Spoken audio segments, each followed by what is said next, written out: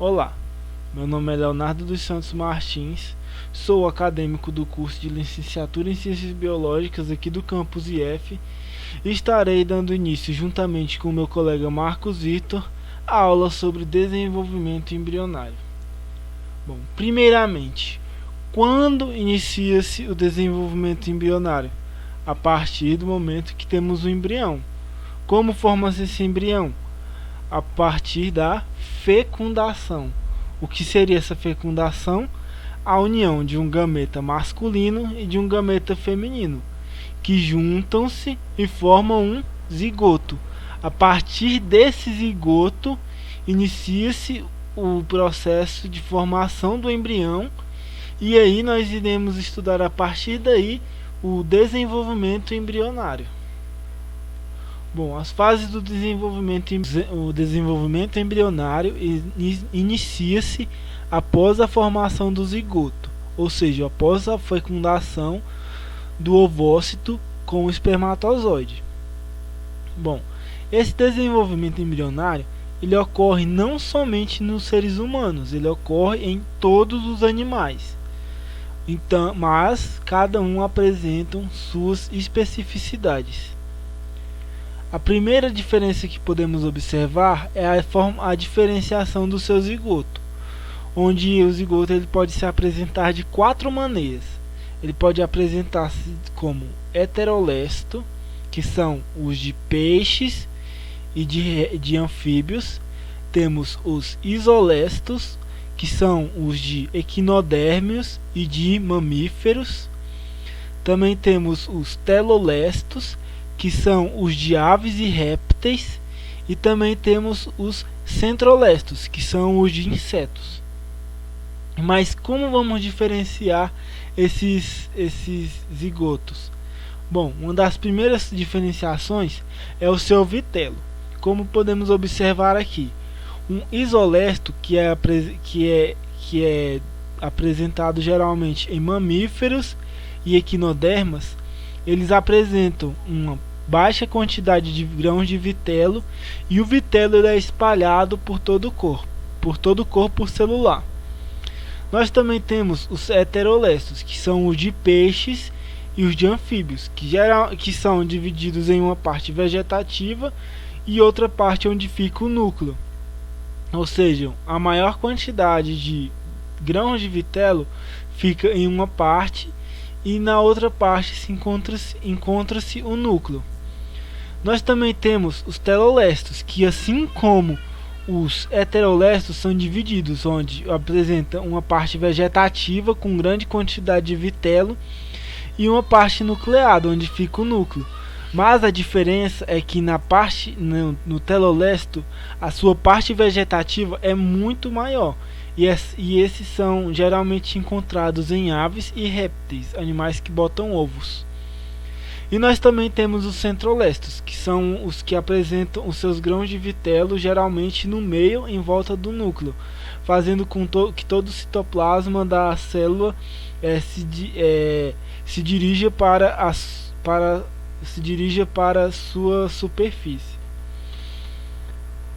Bom, nós também podemos observar outra diferenciação no início da segmentação, ou seja, outra diferenciação que nós temos nos zigotos é como ele se segmenta, como ele se divide. Então, a clivagem ou segmentação ela é dividida em holoblástica e meroblástica. A holoblástica é a que ocorre em toda a célula, e a meroblástica é a que ocorre em apenas uma parte da célula. Bom, primeiramente nós temos a segmentação holoblástica igual, que ocorre nos ovos isolestos, que são encontrados em animais mamíferos e equinodermas. Essa segmentação igual ela ocorre de maneira com que a célula ela se divida de maneira com que todas as divisões são iguais, ou seja, uma célula vai dividir em outras células iguais. Nós também temos a desigual, que ela ocorre nos ovos heterolestos, que são os ovos encontrados em peixes e répteis. Na segmentação desigual, ocorre que a parte animal onde encontra-se a célula, ela se divide mais do que a parte vegetativa, que é a parte que fica o vitelo, fazendo com que as divisões celulares, a clivagem, ocorra em maior quantidade na sua parte animal, onde encontra-se a célula, fazendo com que as divisões fiquem desiguais, podendo ter uma parte com que as células fiquem menores e outras maiores. Nós também temos as meroblásticas, que são a discoidal e a superficial. O que ocorre aqui? Ocorre que a parte onde se localiza o vitelo não tenha separação celular, não tenha clivagem. Só vai ter a clivagem na parte animal, onde encontra-se a célula. Como nós podemos observar aqui na discoidal, que ocorre nos ovos telolestos, que são os encontrados em aves e répteis, onde ocorre a separação na parte superior, formando como se fosse um disco de células, por isso o nome discoidal. E nós temos a superficial, que ocorre na superfície da célula, fazendo com que ocorra divisão celular em toda a sua superfície e não ocorra no centro, onde se localiza o vitelo. Então, após observarmos as diferenças entre a clivagem de diferentes tipos de zigotos, de ovos, de diferentes tipos de animais, nós podemos observar que uma coisa em comum que todos eles têm é que ocorre a separação celular, ou seja, a clivagem. Então, o que vai acontecer? Durante a clivagem, a segmentação, as células elas se dividem, mas não crescem de tamanho. Então elas começam a se dividir, formando uma bola de células. Essa bola de células ela é denominada de mórula. Como podemos observar aqui, ela é somente uma bola de células. Depois de formada a mórula, as células elas vão começar a crescer e se expandir para a sua periferia, formando uma blástula, ou seja, a mórula, que é um amontoado de células, ela se desenvolve e as células vão para a sua periferia, formando uma blástula. E essa blástula ela tem uma cavidade no meio. Essa cavidade é denominada de blastocele. Bom, durante a gastrulação, ocorrerá alguns processos que farão com que as células se diferenciem e tenham suas especializações.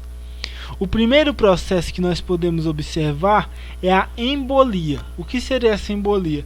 Seria a migração das células da periferia da blástula para dentro da blástula, formando como se fosse um buraco aqui, uma cavidade.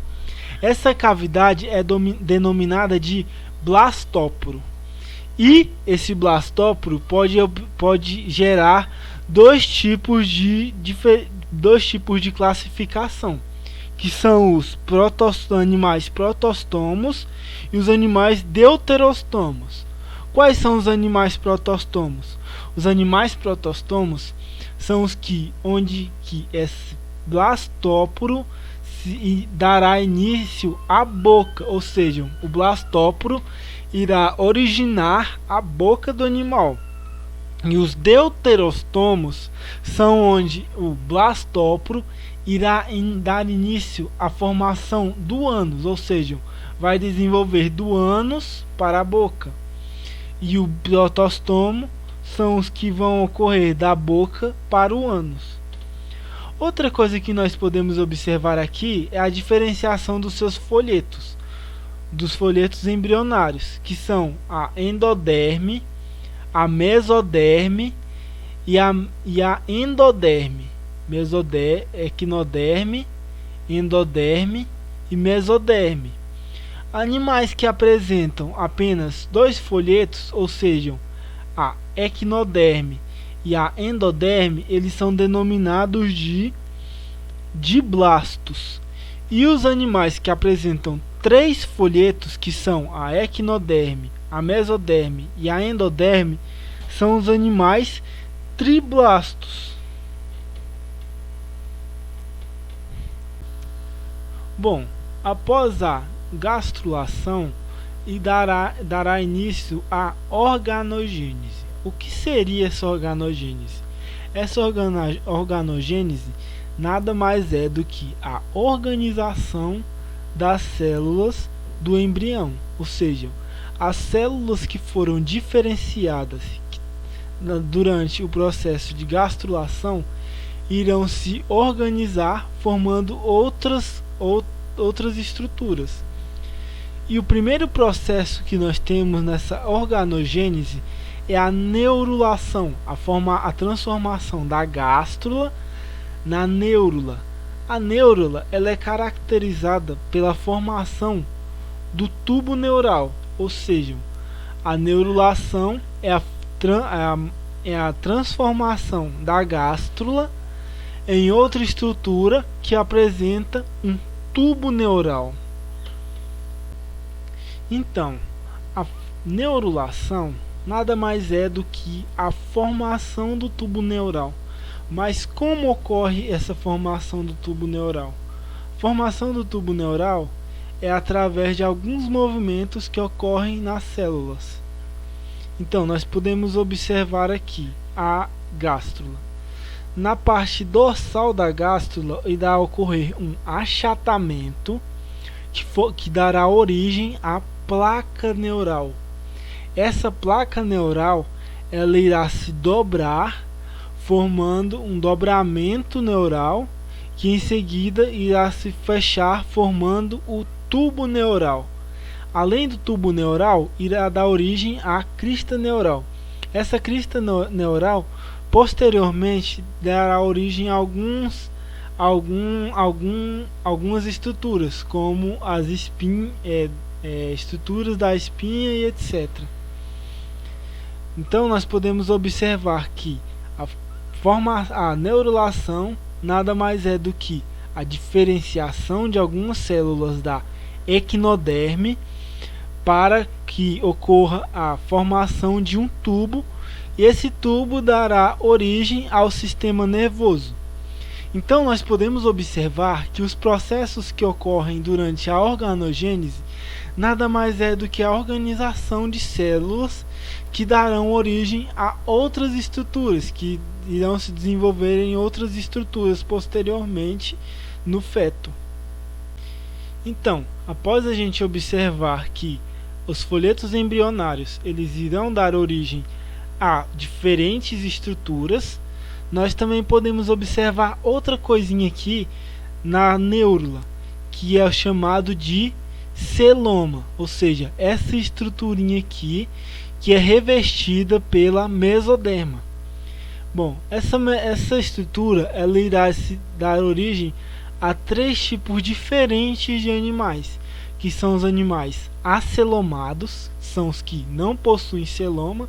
O que é o celoma? O celoma é essa cavidade revestida pela mesoderma.